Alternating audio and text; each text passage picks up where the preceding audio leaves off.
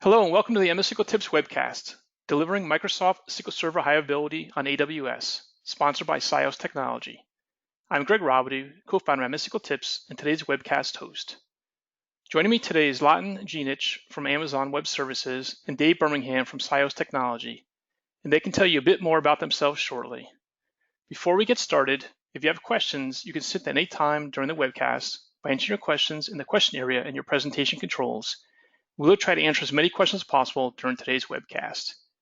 If you're not already a member of the MS SQL Tips community, we invite you to join. You can go to www.mssqltips.com, sign up for our newsletter, read any of our tips, download white papers, and watch on-demand videos. This webcast will be recorded and archived for future playback, and you'll receive a follow-up email with links after today's webcast. At this time, I'm going to turn things over to Zlatan, and he can get started. Well, good afternoon, everybody. Hi, name is Zlatan. I'm a partner solutions architect for Amazon Web Services. Been in the industry for 20 plus years. I've been working, pretty intensely with SQL Server in the past, and before that, I was part of the AWS professional services, working with many customers and partners directly, hands-on. On SQL implementations on AWS, and now I'm a partner solutions architect. So I'll be talking to you about Windows and SQL Server on AWS. So this is the first poll. All right, let me launch that. All right, so the first poll we have is, where are you in your current journey towards the cloud? Currently exploring, have dev test on the cloud, use the cloud for DR. Majority of workloads are on the cloud or no cloud at all. So give everybody a few seconds here to respond, and then I'll read back the responses. All right, got a good amount of people already voted. Let's just give another 10 seconds, and then I'll close it out and show the results.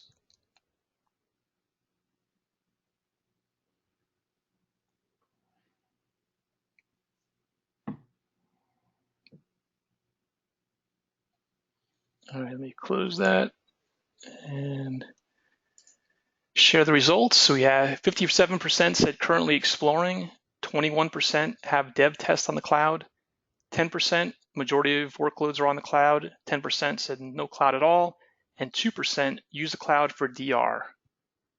Let me hide that, and back to you, Zlatan. Thank you so much. So let's move on. Those are very interesting results.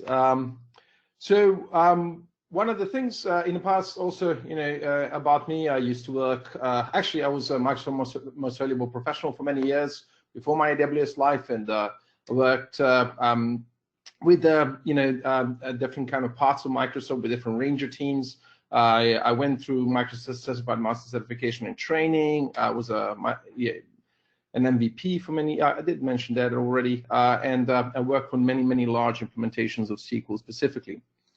So what's really great about AWS and SQL running on top of it? Well, first thing is retiring technical debt, of course, then accelerating digital transformation, and above all, really lowering costs. Now, I know these are typically things that we put forward as kind of advantage of the cloud itself, but they're even more relevant when it comes to SQL itself, right? Because technical debt is something that is heavy on a SQL side. Fast way of moving with SQL sometimes can be challenging, and of course cost plays a pretty massive and major factor in implementing, managing, and administering SQL. Well, what about Windows and AWS?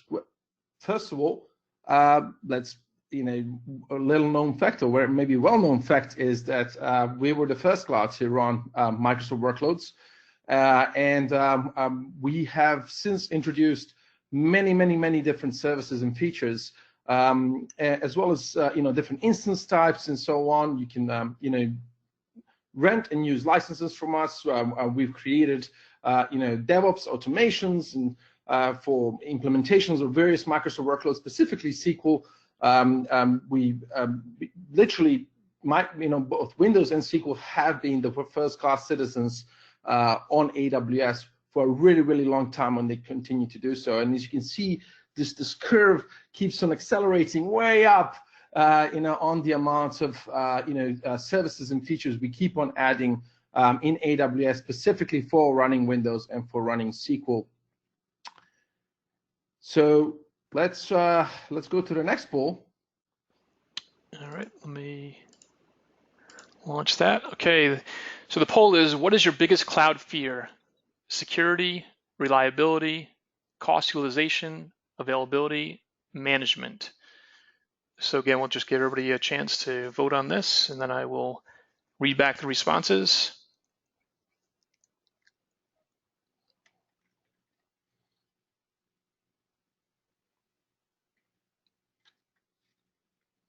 And let's just give it another 5 seconds. We've got a good amount of people voted already.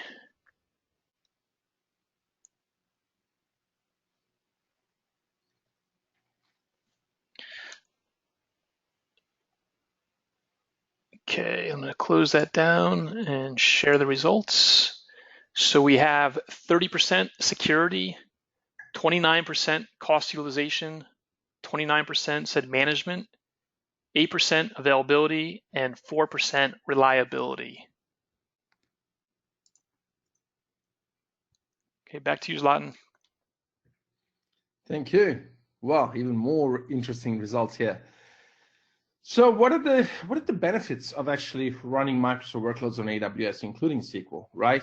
Well, first of all, is accelerates innovation. We've seen that, generally speaking, any company or any organization, any team that embraces, automation, cloud, and through that, fast, easy, cheap deployments is in some cases 440 times faster to get their products and their ideas out to the market than other more traditional type of teams and so on.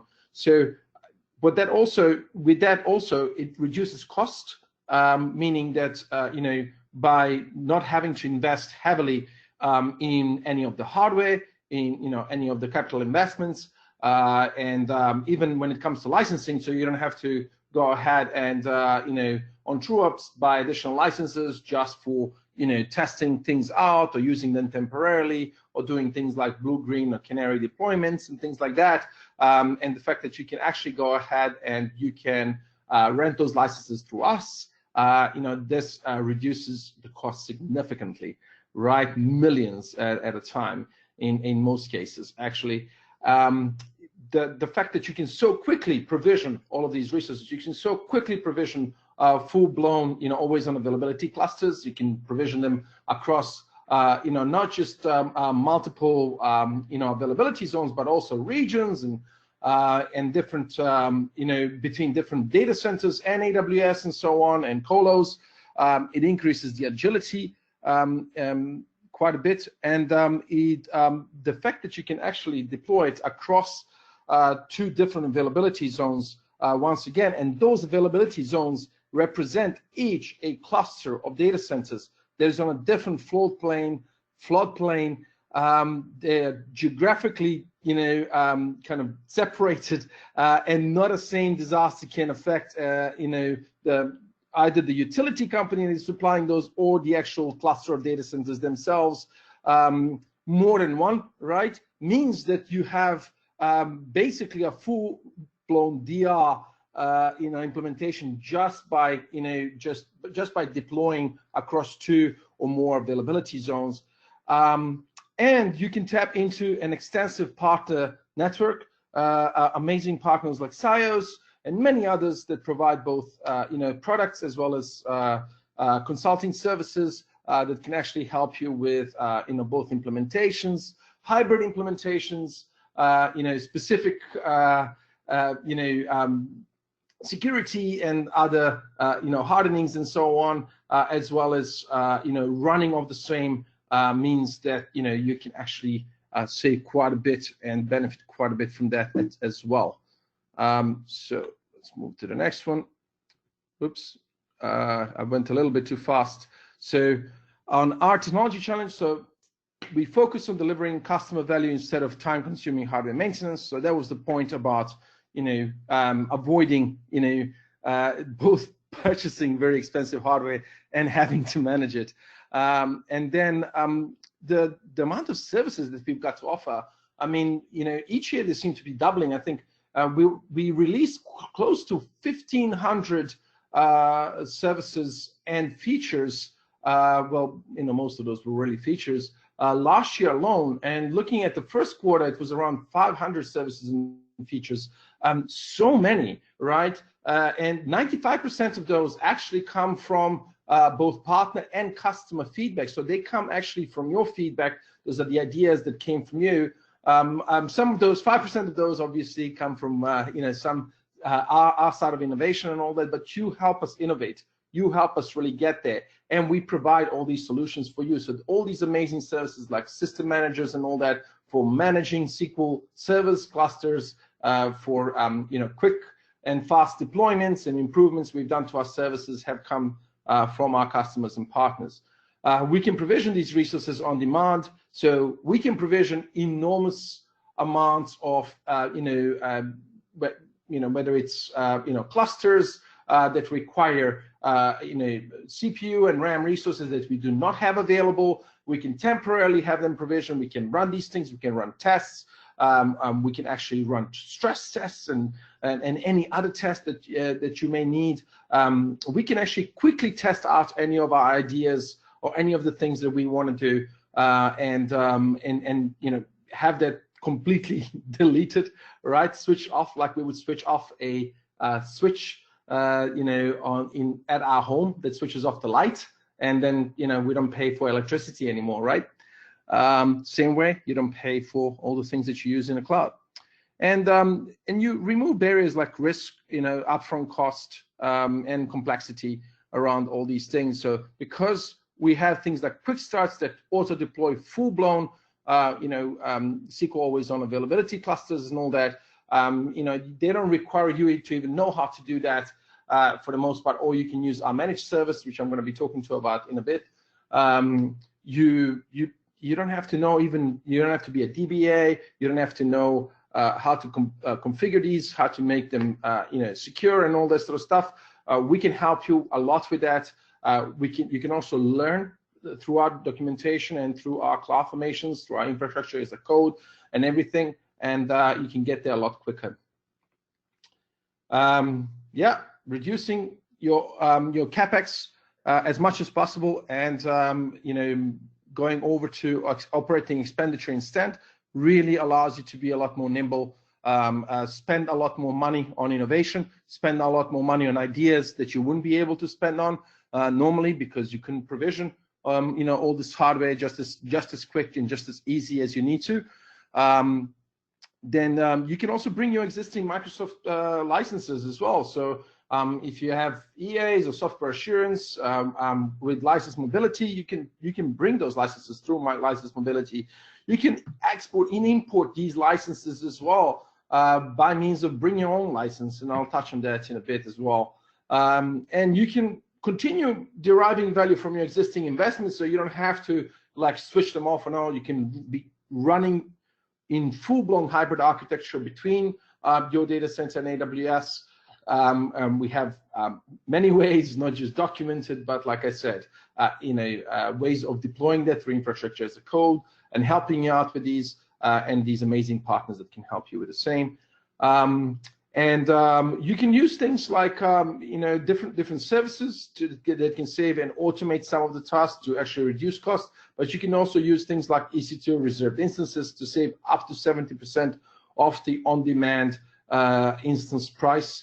You can, when you bring your own license and you don't have to rent our license, you can save on that. There's a lot of things in a lot of ways in which you can actually save tremendous amount of money by running SQL on top of AWS or any Windows workload, in fact. And you can improve application performance. So vertically scaling your instances is actually really, really easy. It's really kind of down to the limits of the actual, Windows operating system or the products that are being used. You're, on an AWS side, having to increase, resources or change instance types or add additional IOPS, in a lot of the cases it requires very minimal downtime, and it's a click of a button, quite literally.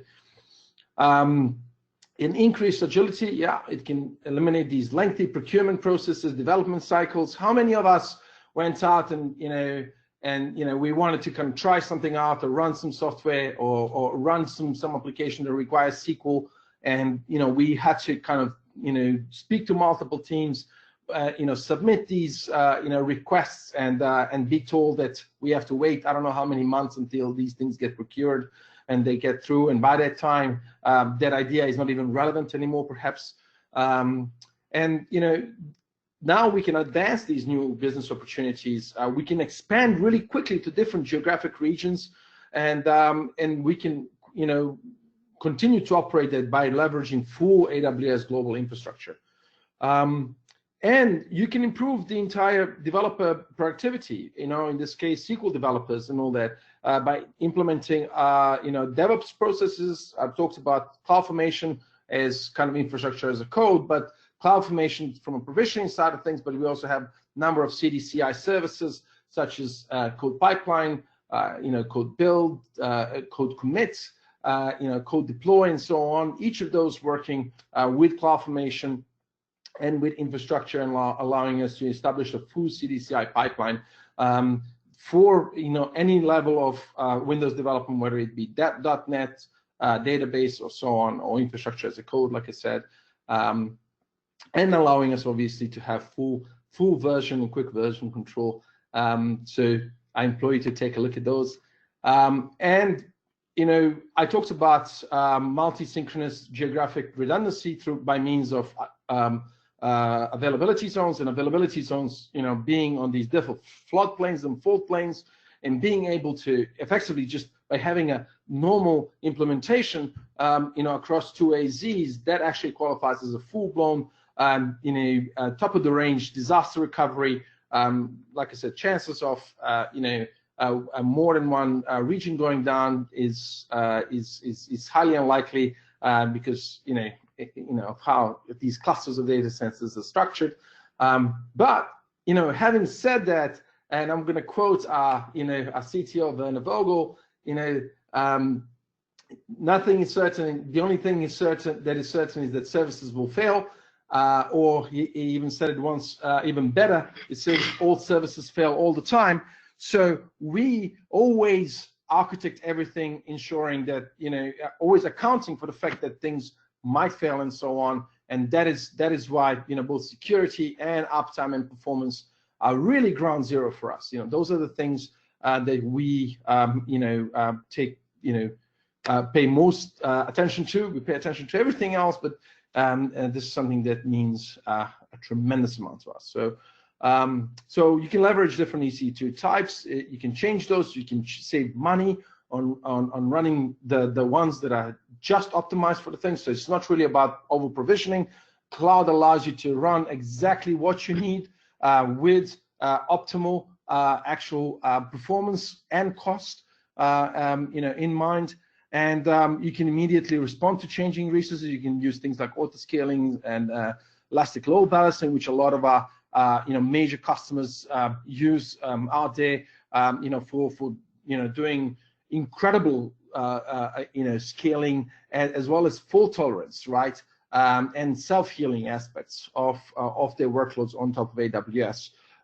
Things that Microsoft Workloads and SQL benefit tremendous amount from. Yeah, so talked about the whole availability zone and everything, and tap into into an extensive partner network. So we have our awesome partner here, SIOS. We have many different. We have thousands of partners. We have competency partners and so on. For different Microsoft competencies specifically. I implore you once again to take a look at those. Focus is always on our technology and consulting partners. You can develop different, migration strategies and leverage the partners, leverage also our teams to assist you and the partner where necessary and so on. So we will be there with you as well. You can leverage the software your organization is already familiar with. So those of you that are familiar already with SIOS and all that, you can continue to use that same software, and many others that you can actually get from AWS Marketplace. So what are the options of deploying SQL Server on AWS? So I mentioned already we have a managed option for SQL Server, and that's called Amazon RDS, or Relational Database Service. We do have other flavors for it, MySQL, Oracle, Postgres, Aurora, and so on. And you can consider actually using it if you do not want to worry about scaling, high availability, database backups, DBMS patching, install maintenance, OS patching, and so on. So we take care of everything. It's a fully available implementation of SQL Server.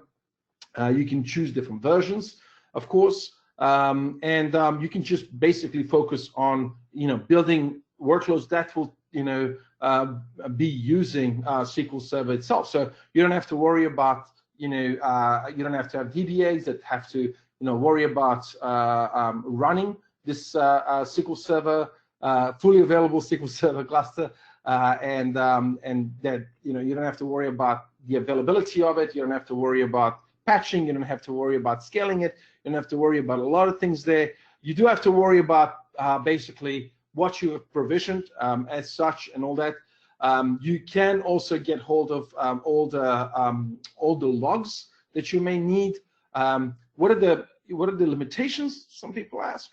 Well, since it's a managed service, think of it in terms of what, if you were to run a managed service, what you would allow. So because it's a managed service, we do not give you system level access and file system access to the actual nodes, which means that if you're running any of the, let's say, store procedures that use third-party components, or they need file system access or anything like that, or any of the software that needs system level access, to the actual nodes, those probably are not the best. Those won't work with the RDS itself, and that's because of the nature of how of it being a managed service itself. But you can make backups directly to S3, to a highly available, highly durable storage service, and have those sent out to Glacier, which is the same, but it's a Vault, and it's incredibly cheap. You can get all these, we have built all these store procedures that actually give you access to any of the, logs and things that you may need system level access for normally. So you can get access to those. So there's quite a bit there for you. However, if you do want to take care of scaling, high availability database backups, patching for your databases, and install and maintenance, as well as you want to implement yourself fully blown, always on availability clusters, you can do that on EC2. We do have SQL Quickstart that you can take advantage of, which does that for you. You may want to run different setups. You may want to use things like distributed always on availability groups. You may want to run, let's say, your SQL Server 2017 on Pacemaker on top of Linux, you may want to kind of replicate that with your Windows Server Failover Cluster, or rather, SQL running on top of always on availability, running on top of Windows Server Failover Cluster, and then you can replicate between the two. You can run all kinds of configurations that you may want to on top of EC2, and that's that's more of an option if you want to do something like that. You have DBAs that can take care of it, and you're willing to do so. What are the best practices if you do that?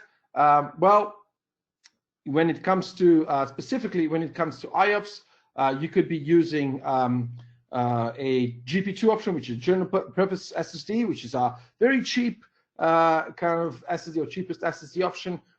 You can have up to 16 terabytes volumes. You can actually go ahead and RAID those and stripe them, and basically have larger volumes, with striping and RAIDing.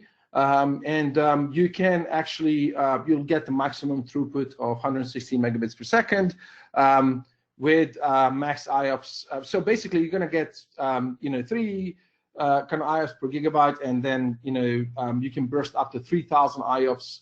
And any IOPS that you don't use, you will aggregate so that you will be able to burst it.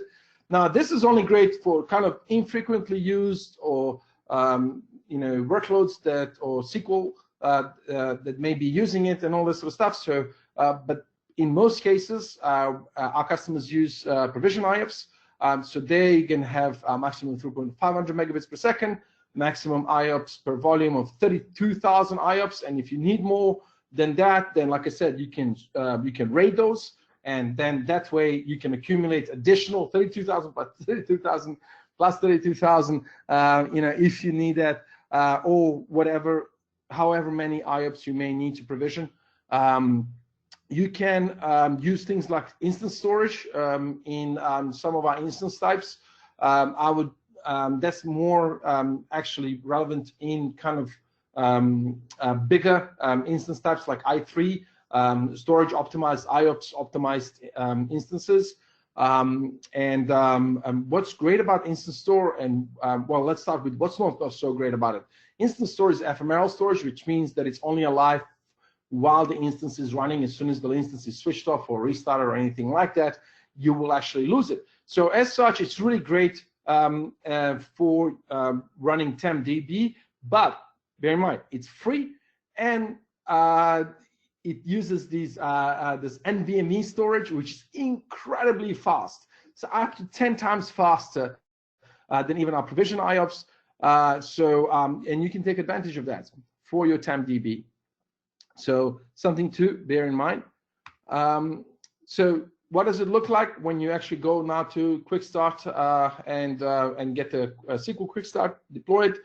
It will deploy full-blown, always-on availability group in sync mode with auto failover and file share witness and Active Directory with it. You have an option of also using our managed Active Directory. So we have a managed AD service, full-blown Microsoft Active Directory that you can also take advantage of, or you can deploy it on EC2. In fact, Quickstart will do that for you.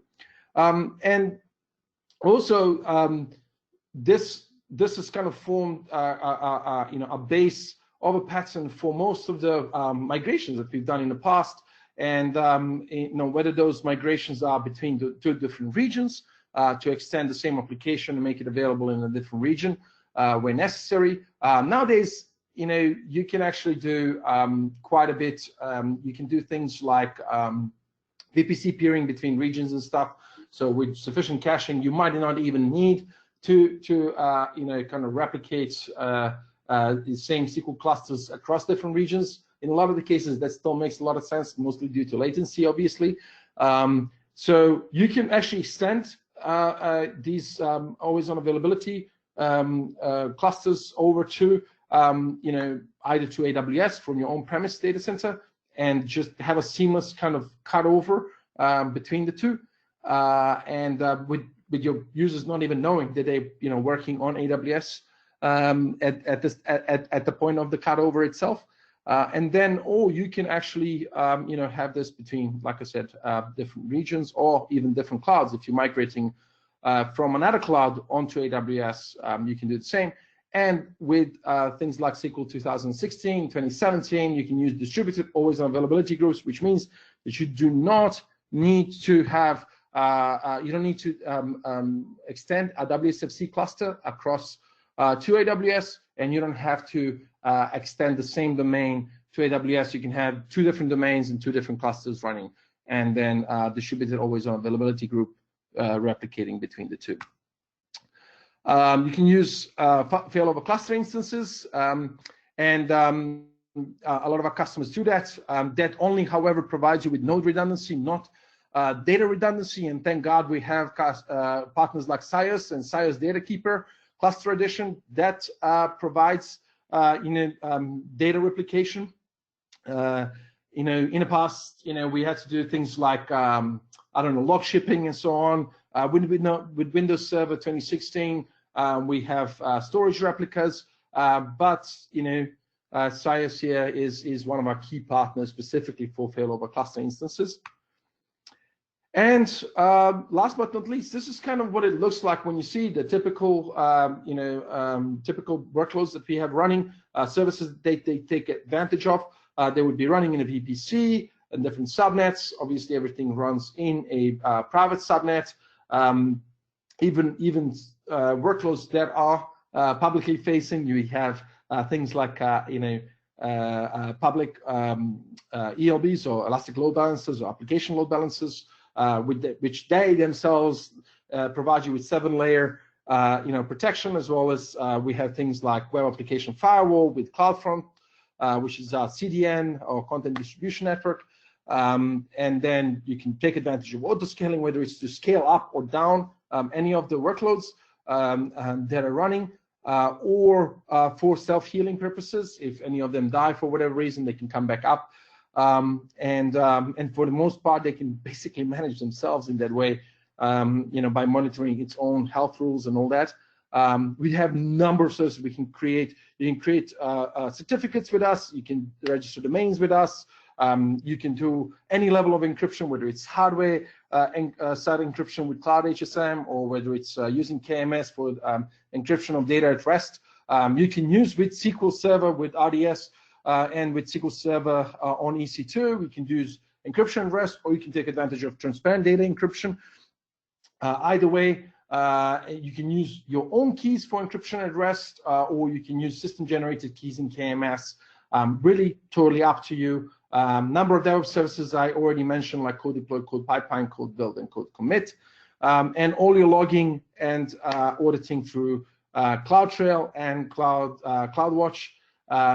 You can actually pipe those, send those logs out through agents into CloudWatch directly from your specific workloads, so that you can actually get logs in addition to normal logs that you get from all the servers and from the full inventory running in AWS. And like I said, choice between managed for both RDS, SQL Server, and for AWS managed Active Directory, or running it on EC2 is always there for you. You can switch back and forth. So with that, my last bit is on licensing. I mentioned already, you have ways of actually renting out the licenses. Funny enough, AWS is one of the biggest license holders, specifically Microsoft license holders in the world. You can rent these licenses from us, both SQL and Windows Server licenses. We do support the current and the legacy versions that are available from AWS Marketplace. And you'll see as Microsoft kind of goes and retires support for some of them, we do continue to support them. Obviously, we can't provide you with like actual Windows updates and all this sort of stuff, but we will help you run them. Whether it's Windows 2003, SQL 2008, and so on. And they're all included in your AWS bill. And we handle this license compliance for you. You can also bring your own license, like I mentioned earlier. You can, through license mobility and software assurance, and through your EAs that have software assurance and license mobility, and you can extend these investments into the cloud and pay only for AWS services that they consume, so not for any additional licenses. You can also take advantage of, if your licensing model requires dedicated hosts and dedicated instances. For that, we have dedicated hosts. Things like MSDN licenses and all that, need something like dedicated hosts. So you can take advantage of those. So there's quite a bit that you can actually do. So there's absolutely no license model that is not supported on our side.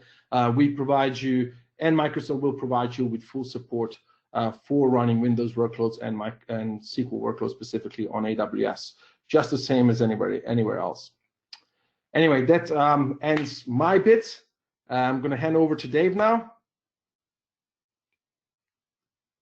Hey, let me share my screen and we'll get started here.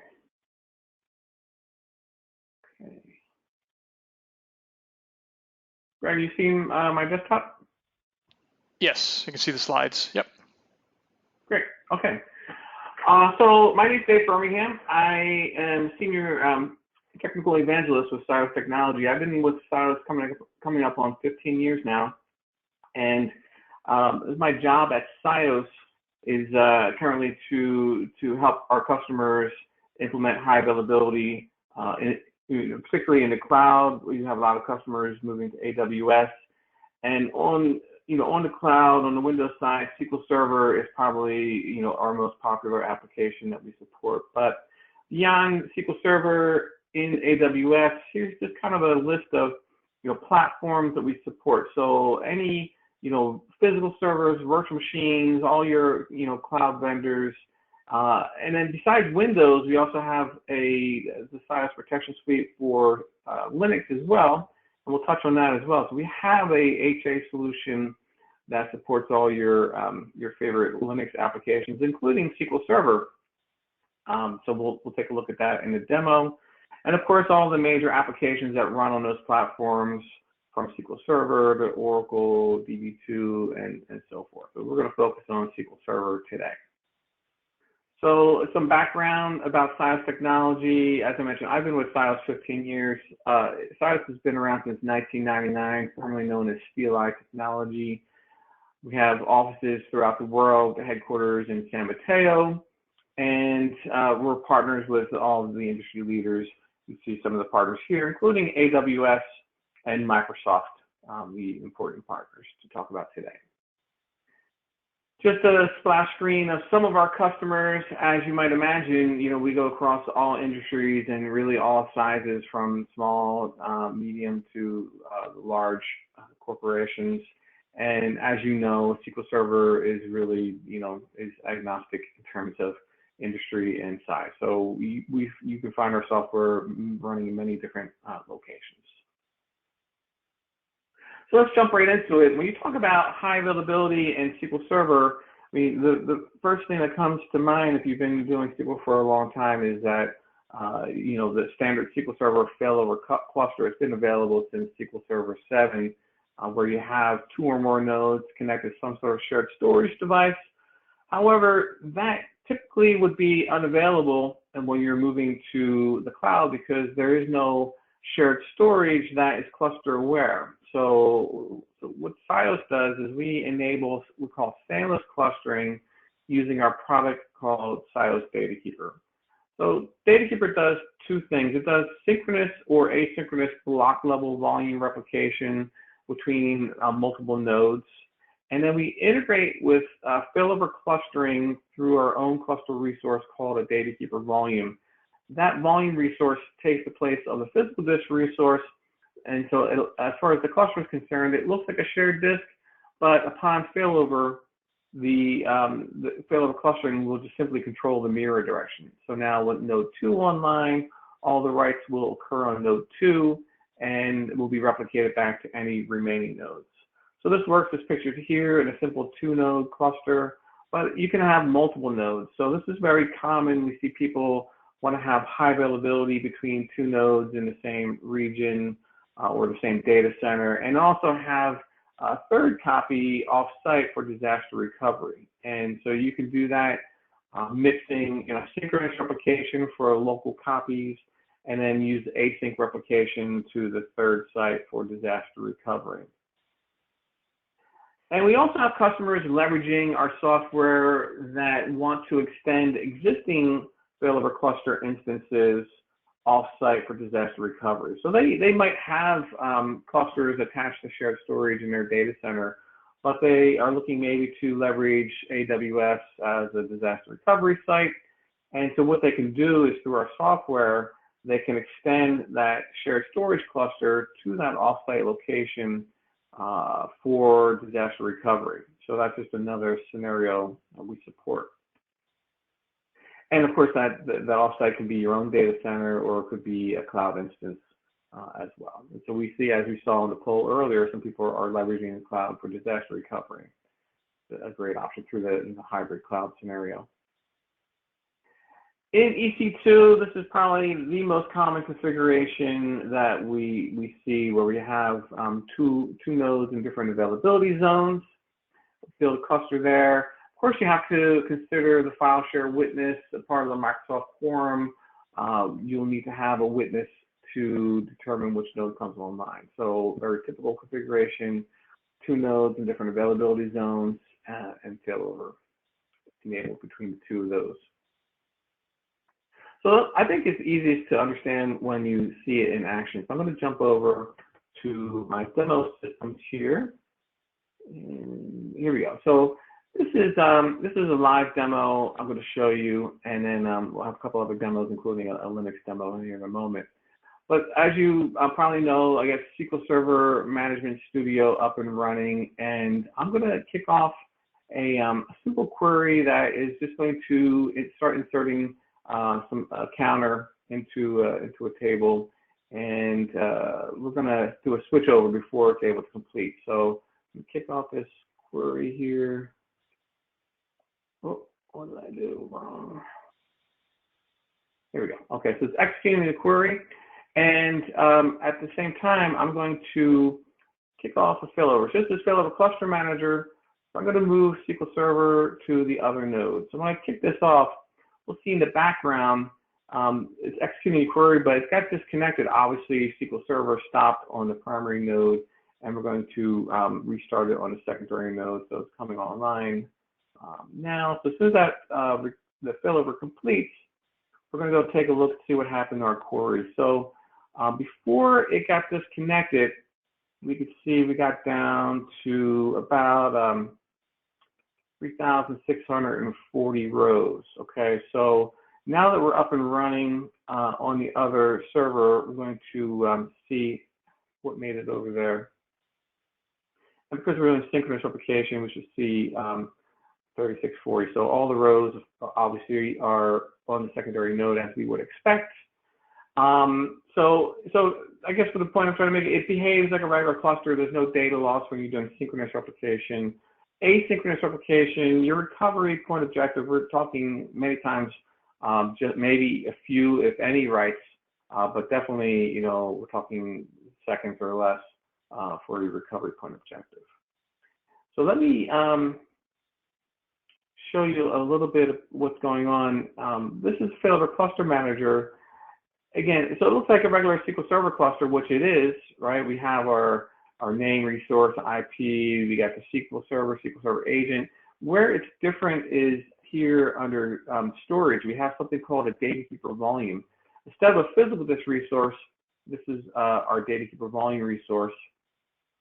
And we can see some information about the replication right from Failover Cluster Manager. We can see the current source is SIOS1, which makes sense because SIOS1 is currently the owner node, and it's replicating to SIOS2. We're doing synchronous replication, currently in a mirroring state. So all that right through Failover Cluster Manager, we get that information. We open up the data keeper interface, we can see similar information. This is the F drive that we're replicating, and we can see that it shows you pretty much the same information we just saw. The source system is SIOS1, replicating to SIOS0. Once it's configured, you really don't need the data keeper interface. Everything's controlled through Failover Cluster Manager. Let me jump over and give you a feel for how it's actually configured. So this is a recorded demo, just for sake of time. We have the data keeper interface here. We have a job pre-configured that's replicating the S drive, and that's part of a SQL cluster right now. But I'm going to run video, and I'm going to show you the process to actually create the data keeper volume resource and create a standless file server cluster. So it's a very simple process. We're going to, again, show you the different overviews, but it's very simple. Create a job is a three-step wizard. You give the job a name, you choose the source, you choose the volume, you choose the network you want to use for replication, and as I click next, we're going to choose the target. All the information is already pre-selected. And then the last field, we have options. You can do synchronous or asynchronous replication. You can enable compression. You can enable bandwidth throttling. So once you choose your options, you click done. That initiates the replication process.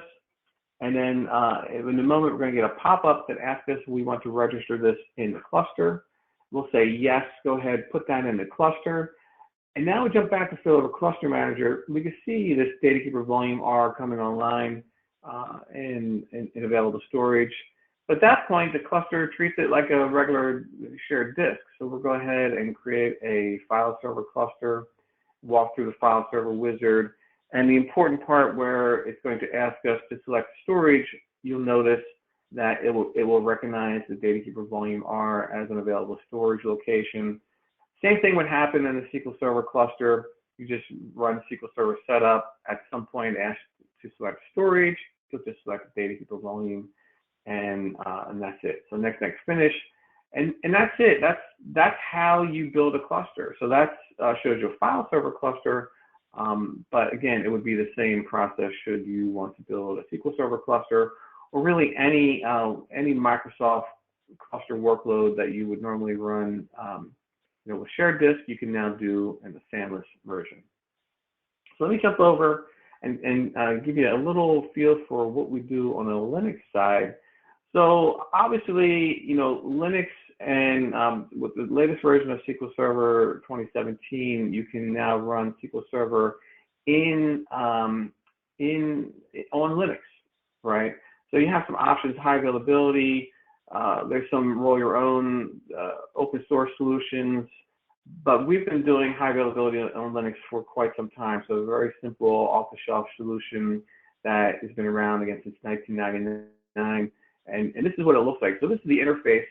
It behaves very, very much like Windows Server Failover clustering in that you have your cluster nodes, and then you have resources. So, and you can see the dependencies right here in we call it a hierarchy tree. So we have SQL Server resource, and obviously the SQL Server resource is dependent on some volume resources and replication, and then we have an IP resource, very much like Failover clustering. So in this demo, we're going to do a similar scenario. We're going to insert some data into a database and do that switch over like we just did. And the same thing, you would expect we're going to see. So let's run that. And we'll just do a switch over. And that's how you do the switch over with the SIOS protection suite, just through the GUI. And of course, the query will disconnect. The SQL Server Management Studio disconnects. And once it comes online, it'll reconnect, and we'll see all the rows that made it before it failed. So we're looking for 2434. So that's the last row that made it before it got disconnected, and it's coming online on SQL 2.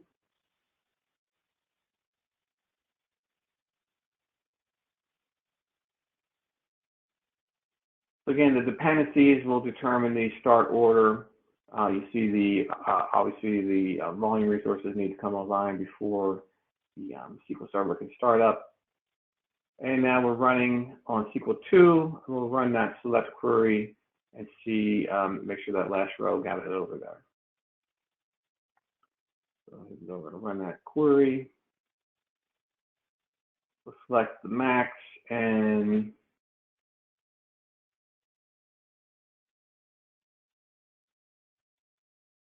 there it is, 2434. So simple, very easy solution, robust solution for high availability for Linux.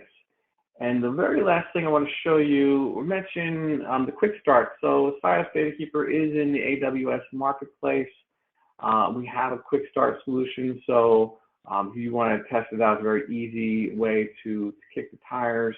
There's a couple different scenarios. You can run this Quickstart and have it build out the entire infrastructure from your domain controllers, or there's another Quickstart that you can use to integrate with existing Active Directory domains. So if you, again, if you want to, give it a spin, it's very easy to do, and so you can do that right through the marketplace. So that's about it for the demos here. So I'm going to turn back over to Greg, and I know we have some questions in the queue, so we'll take the next 10 minutes or so to hang out. Of course, any AWS specific questions or SIOS data keeper questions, we have experts in both fields. So Greg, why don't you feed us some of the questions we have here. Okay, thanks, Dave. All right, so the first question somebody had is, are there any good white papers or other resources that discuss how to do cost analysis for moving on-premises servers, to AWS? So is there some way that they can figure out, here's what we're running today, here's what's going to cost when we go to AWS? So there is a number. I do, you can actually find them if you Google for them, but I will actually get a list of them, and we can actually distribute it perhaps after this webinar. There is a great number of them.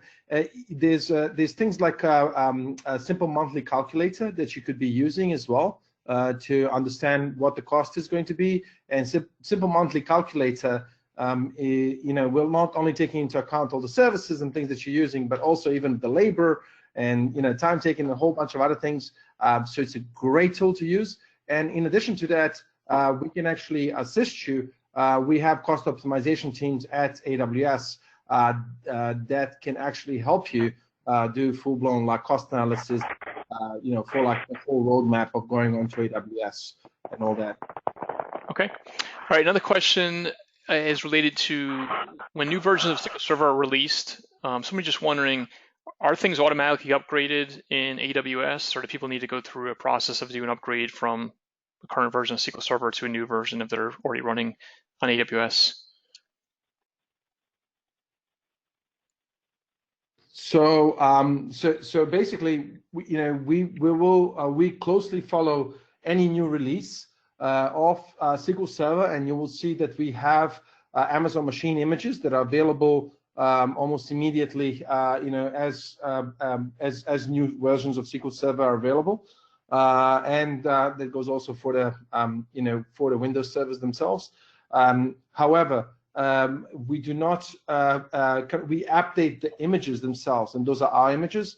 But if you're running an instance and all that, you might want to schedule an update by means of something like AWS System Manager that has a patch manager and maintenance windows that can run this, or you can kind of run this through State Manager and run commands, which provide full automation for actually running patching of any type of Windows software, including obviously Windows patches, and that can also automate patching of SQL Server itself.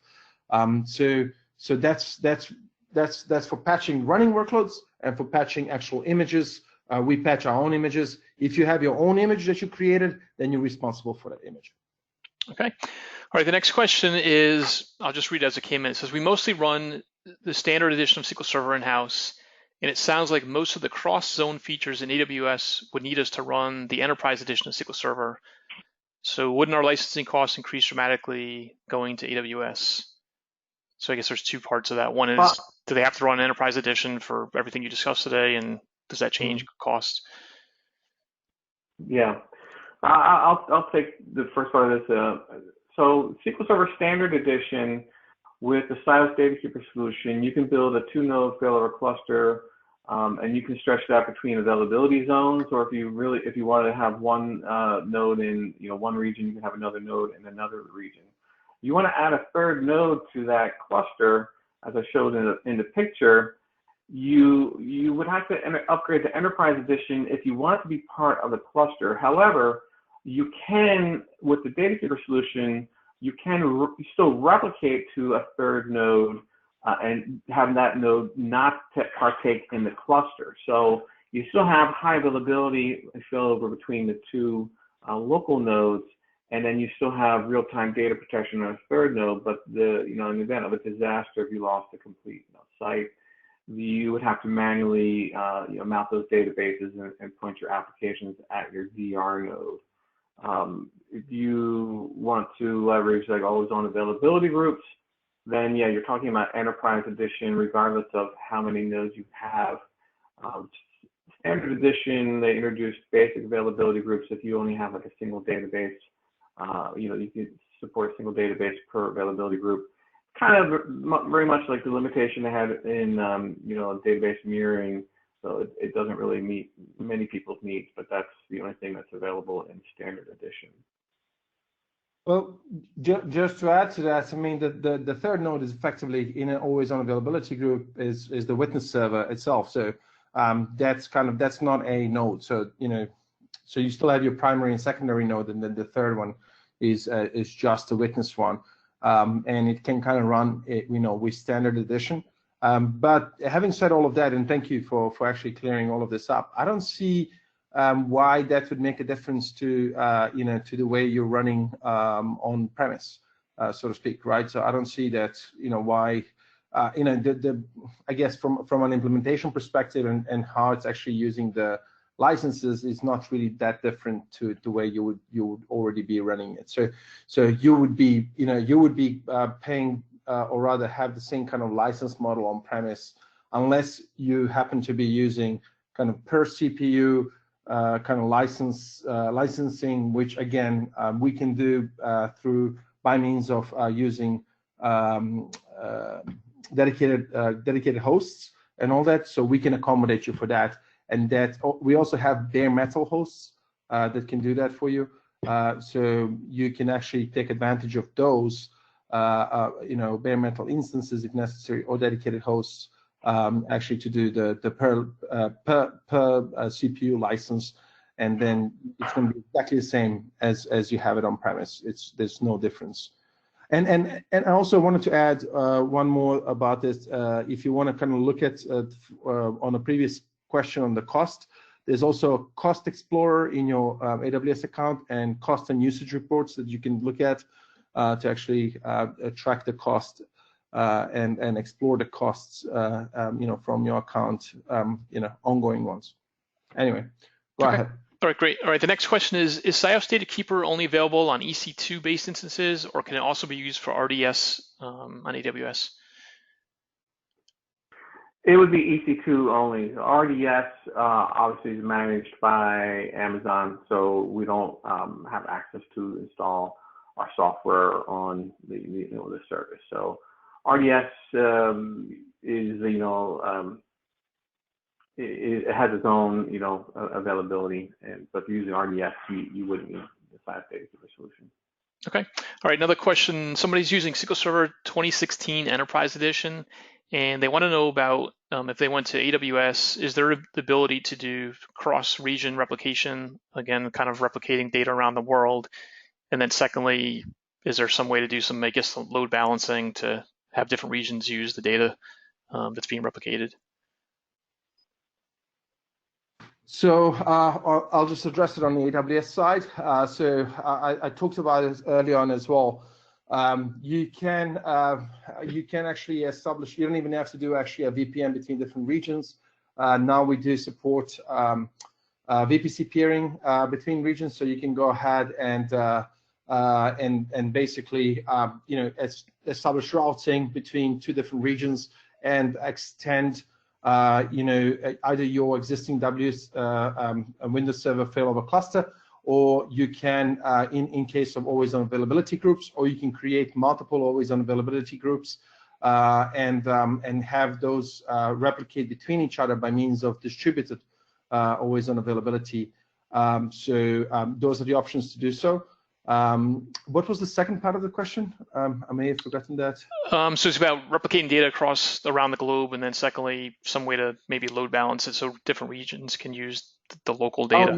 Oh, yeah. So just to address the rest. So that's kind of how you can kind of extend, over between, different regions. Obviously, that can go across the globe. But if you want to kind of, you can actually have S3 replication. If you store your, let's say your backups on S3, you can then, have S3 to replicate across different regions. That's another option. With respect to the load balancing, I'm not aware of the load balancing. Maybe somebody can actually correct me here. I know we have load balancing that, for like our Aurora, which is our relational database service, as part of our managed service. specifically for the read-only replicas. We can do load balancing on that side. I'm honestly not aware of doing any type of load balancing for, like, let's say, SQL Server or always on read-only replicas or anything like that. But I'm sure SIOS has great solutions as well for replicating across the globe. So I'm going to hand over to Dave. Yeah, the load balancing is not really an option in SQL Server. You can have read-only replicas, but you can't write to multiple locations at the same time, without doing a lot of programming and managing that on your own. There's like merge replication. So if there's nothing out of the box that supports load balancing in the SQL Server for rewriting multiple locations. Okay, all right, we have one last question. We're going to wrap things up. So, Zlatan, the question is, SQL Server running on RDS, they're just wondering, is that only on Windows or is it also on Linux? On RDS, it's basically fully managed by us. It's running on, if you're asking what's running behind the scenes, it's running on Windows.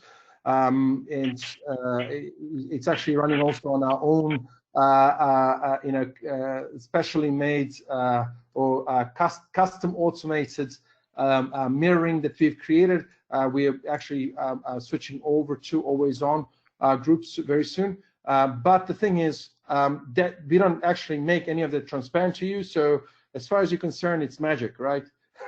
You just say across, everybody wants it across multiple availability zones or a single AZ, if it's just for development and testing, and you choose whichever license and instance type you want to use, and provision IOPS and all that, and we take care of the rest for you. So it won't make any difference whether it's running on Linux or anything else. Not to anybody, not to you. Okay. All right. Well, actually, we're out of time, so we're going to wrap things up. So I want to thank Zlatan and Dave for sharing the information today. And I also want to thank SIOS for sponsoring today's event. The webcast was recorded, and you'll receive a follow-up email with links to view the archive and also to download the slides. Also, please visit mssqltips.com to access all of our free SQL Server resources. Once again, I'm Greg Robidoux from MS SQL Tips. Thank you for attending, and have a great day.